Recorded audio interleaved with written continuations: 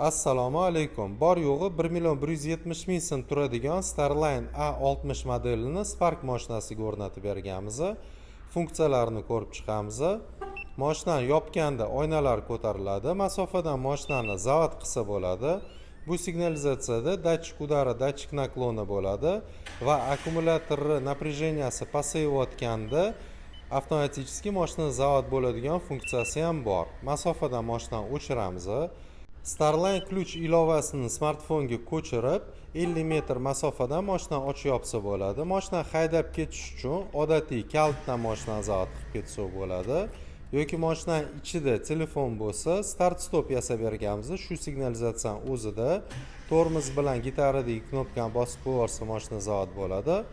Qaytib tormozni bosib gitaradagi knopkani bosib qo'yarsa mashina o'chadi. Barcha modellarni va narxlarni Telegram kanalidan topsanglar bo'ladi.